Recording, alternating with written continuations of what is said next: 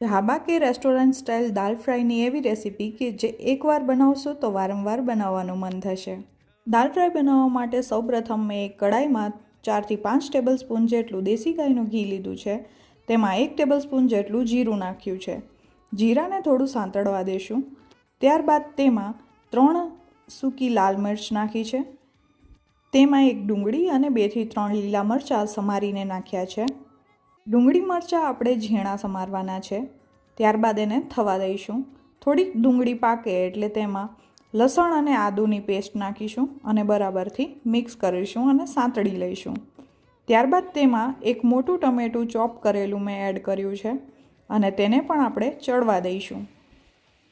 ટામેટાં અડધા પાકી જાય એટલે તેમાં આપણે મસાલા કરીશું। મેં બેઝિક મસાલા જેમ કે હળદર, લાલ મરચું અને ધાણા પાવડર નાખ્યા છે। મસાલાને બરાબર ડુંગળી અને ટમેટાની સાથે સાંતળી લઈશું। ત્યારબાદ ટમેટાને સંપૂર્ણ રીતે પાકવવા માટે અને મેશી થઈ જાય તે માટે તેમાં સ્વાદ પ્રમાણે મીઠું ઉમેરીશું। અહીં મેં ખૂબ ઓછું મીઠું ઉમેર્યું છે કારણ કે દાળ બાફતી વખતે મેં દાળના પ્રમાણનું મીઠું તેમાં પણ ઉમેરી દીધેલું છે। હવે આપણે બાફેલી દાળ ઉમેરી દઈશું, જેમાં મેં ચણા દાળ, તુવેર દાળ અને મગની ફોતરા વગરની દાળનો ઉપયોગ કર્યો હતો। બરાબરથી મિક્સ કરી લઈશું। તેમાં સ્વાદ પ્રમાણે આમચૂર પાવડર, ગરમ મસાલો અને કસૂરી મેથી એડ કરી દઈશું।